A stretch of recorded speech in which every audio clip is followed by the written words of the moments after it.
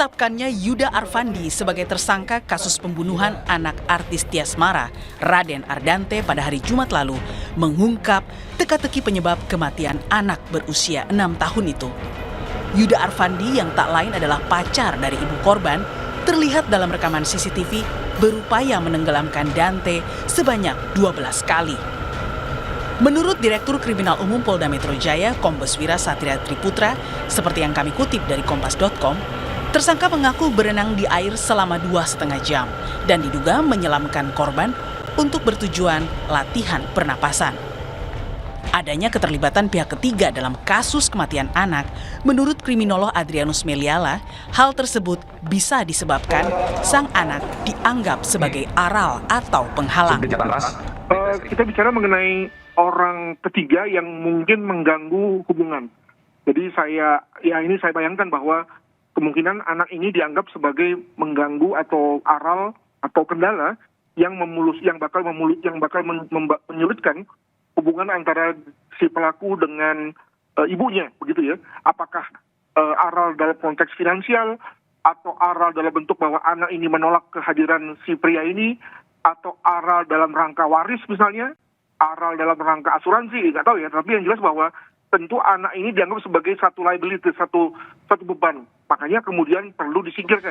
Saya kira kasus kematian Dante yang awalnya hanyalah kasus anak tenggelam, kini berubah menjadi pembunuhan berencana. Usai bukti rekaman CCTV kolam renang menjadi alat bukti yang terkonfirmasi bukan editan. Tim Liputan Kompas TV.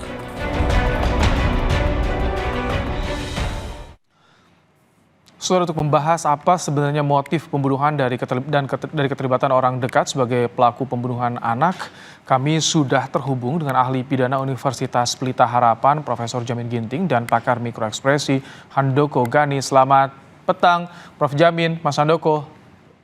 Selamat petang, Mas Baim. Baik. Selamat petang, Prof. Selamat petang, Pak Handoko. Baik, Prof. Jamin.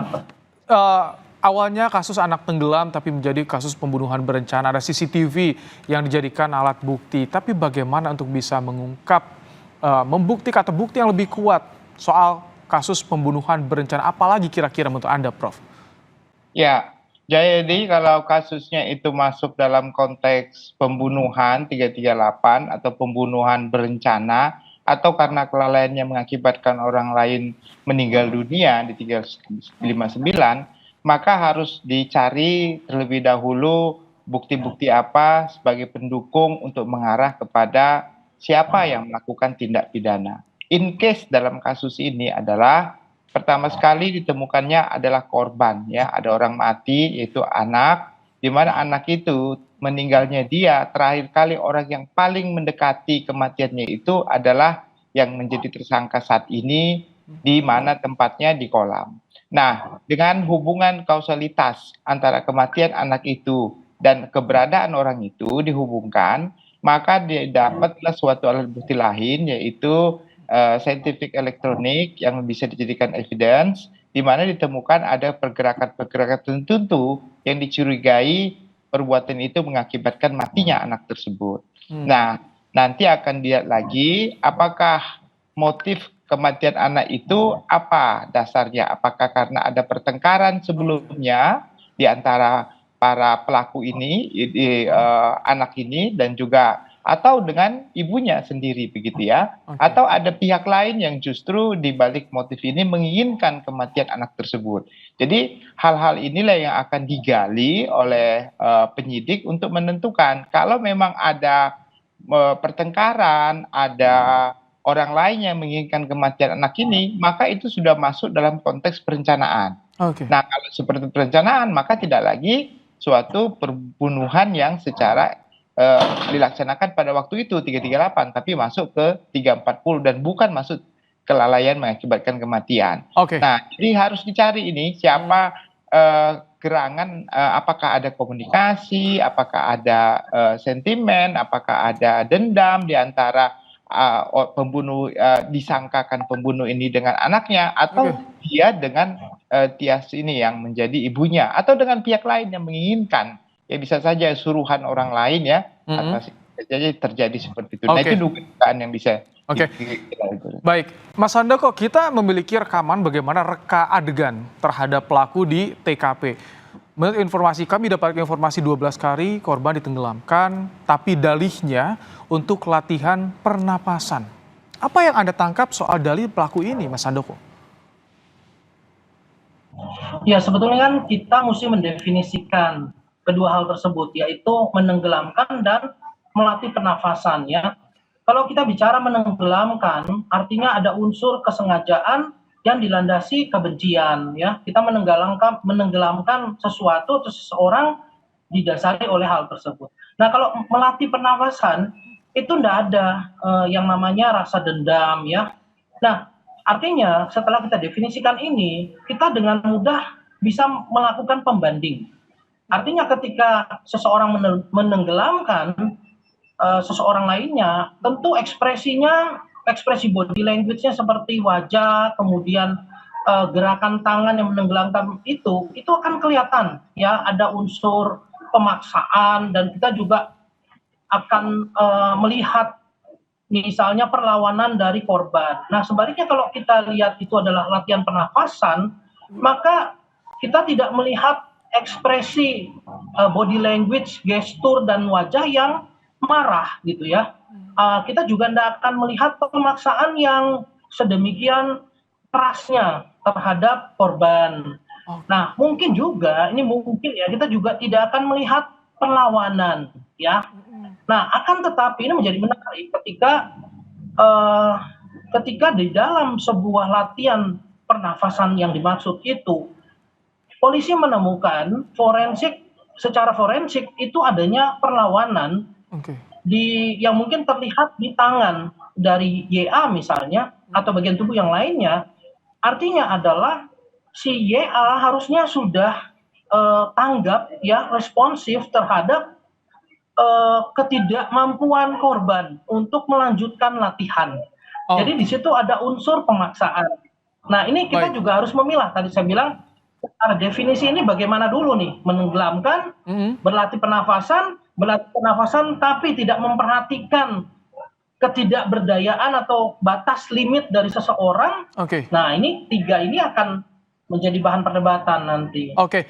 Prof Jamin, kalau misalkan tadi soal pemaksaan, adanya kebencian dengan alat bukti CCTV, apakah itu bisa membuat terang atau memudahkan untuk membuktikan adanya kebencian, adanya pemaksaan soal ini, Prof Jamin?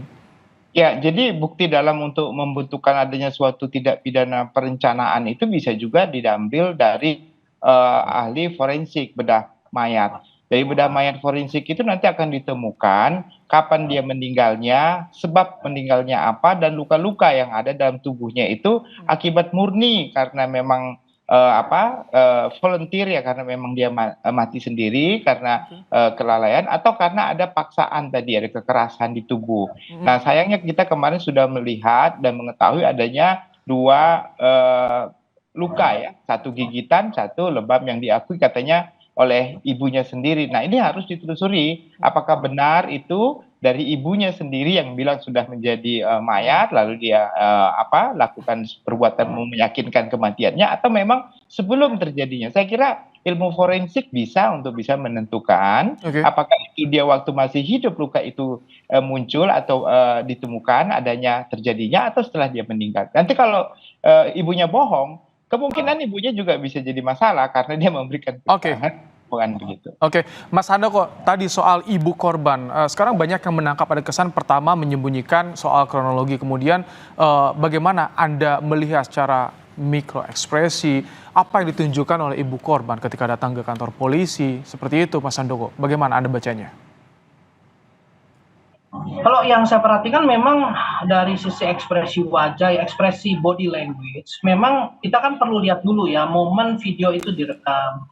Nah, kalau kita melihat dari video yang direkam dan beredar tersebut, memang mungkin ini kan kita bicara tentang ekspektasi masyarakat ya. Ketika melihat seseorang yang baru kehilangan anak sematawayangnya, harusnya kan dia akan seperti apa begitu ya.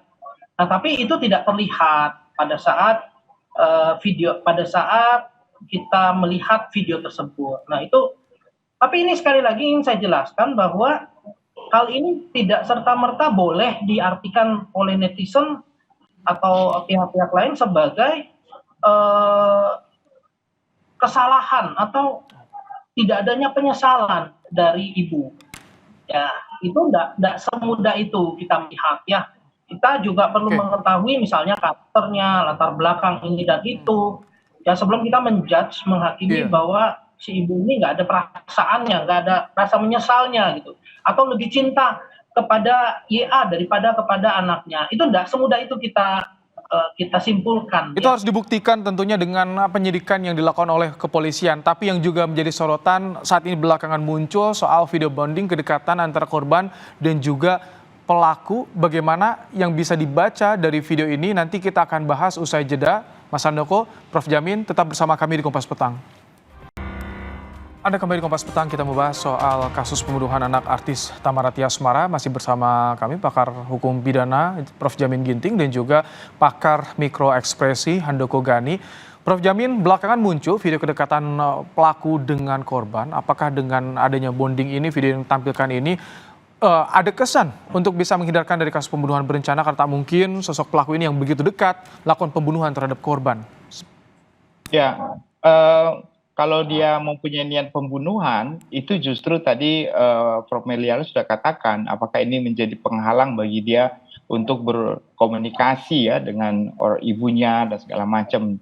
Nah, jadi kalau orang seperti ini, karakteristiknya itu biasanya dia sudah ada perencanaan. Jadi bukan tiba-tiba dia hari ini, karena dari beberapa informasi dia juga termasuk orang yang melatih berenangnya gitu ya, dan beberapa kali melakukan pelatih berenang. Berarti mungkin saja terjadi dugaan adanya clash atau apapun itu mengakibatkan dia merasa dendam ya, nggak suka sama siapa, tapi anaknya menjadi korban. Bisa saja terjadi seperti ini tanpa diduga, spontanitas dilakukan pada saat itu juga, tetapi bisa juga itu sudah diperhitungkan sebelum-sebelumnya. Jadi saya juga sangat menyayangkan ya bagi orang-orang yang terlalu hubungan relationship yang begitu bukan keluarga dekat tapi dibiarkan begitu, itu agak miris ya seperti kita lihat seperti itu. Tapi begini Mas, yang saya ingin katakan adalah pertama, bukti scientific evidence itu nggak pernah bohong. Ya, itu pasti bisa sangat menentukan apakah dia itu matinya karena diakibatkan memang ada unsur kesengajaan karena sebab luka yang timbul atau karena matinya kapan, itu akan bisa membuktikan ini apakah memang direncanakan atau tidak. Yang pasti polisi harus bisa mengungkapkan motif dibalik dari pembunuhan ini kalau memang ini suatu pembunuhan yang direncanakan. Kalau Anda, Mas Handoko, bagaimana Anda melihat soal video bonding kedekatan antara pelaku dan korban? Apa yang dibacanya dari video tersebut ini? Ini diupload oleh kerabat tersangka nih. Saya perhatikan mungkin video-video tadi atau image-image tadi itu memang pasti tersebar karena sebuah tujuan ya. Mungkin salah satunya untuk membela tersangka begitu ya. Nah ini yang nanti akan dilakukan oleh polisi secara berurutan, mungkin dari forensik jenazahnya dulu. Kemudian polisi juga akan melakukan forensik terhadap apakah ada tanda-tanda perlawanan. Baru nanti mungkin lihat forensik digitalnya gitu kan. Apakah ada percakapan dan seterusnya. Kemudian keterangan yang lain dan nanti baru ke arah CCTV-nya. Di CCTV-nya itu apakah tadi ada ekspresi body language yang menunjukkan dendam, marah begitu ya. Ada nggak tanda perlawanan dari si anak? Nah, kemudian dari situ nanti akan bisa mematahkan beberapa asumsi-asumsi yang mungkin sedang ada di masyarakat. Nah, salah satunya adalah tadi upaya menghadirkan foto video yang menunjukkan kedekatan antara korban dengan pelaku ya. Nah, di situ nanti kalau hasil forensiknya menyatakan tidak ada misalnya tidak ada unsur dendam, nah tinggal nanti di CCTV-nya berarti. CCTV-nya nanti gimana nih? Nah itu memang nanti saya rasa biar hakim yang akan menentukan bobot dari masing-masing bukti yang dihadirkan oleh JPU ataupun oleh pengacara dari pelaku ya. Seperti itu. Prof. Jamin, kalau misalkan ini bagaimana polisi menggali untuk membuktikan pembunuhan berencana? Karena tadi ada alibi yang disampaikan soal latihan pernapasan, ada juga video kedekatan antara korban dan pelaku. Apakah ini termasuk berpengaruh pada proses penyidikan? Ya, proses penyidikan itu justru berangkat dari hubungan kedekatan itu.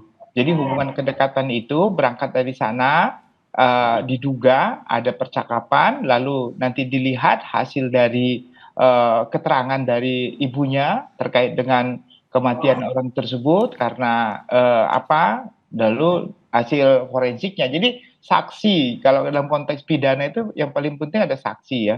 Yang kedua yaitu ini alat bukti yang bisa dijadikan sebagai forensic evidence ya, ataupun digital evidence. Nah, ini bukti pendukung begitu. Nah, nanti kalau dianggap sebagai suatu kelalaian karena nggak bisa ngajarin, itu bisa dibuktikan dari rentetan kejadian seperti itu. Kalau matinya karena ada perlawanan, berarti bukan karena kelalaian, atau karena sudah ada perencanaan sebelumnya, dia pernah berantam lalu menyebutkan akan membunuh anaknya atau akan mengancam anaknya. Nah, itu menjadi dasar. Jadi itu yang disebut sebagai evidence, di mana evidence itu saling connecting ya, keterkaitan, yang disebut sebagai circumstances evidence tadi, yang saling terkait. Nah, yang perlu saya sarankan kepada masyarakat, jangan terlalu percaya kepada orang terdekat yang bukan family, karena silent killer itu justru orang yang terdekat begitu. Jadi hati-hatilah menghadapi untuk seperti itu. Baik,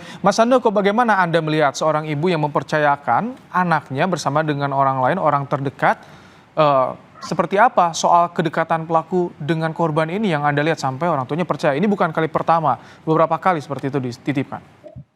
Ini menarik ya, di satu sisi statusnya kan bercerai. Saya nggak tahu hak asuhnya tuh terhadap diberikan kepada ibu. Ibunya ini atau ayahnya. Nah, yang menarik memang ketika hak asuh diberikan oleh kepada misalnya ibunya kemudian menunjuk orang lain, harusnya di sana kan ada kesepakatan juga begitu ya.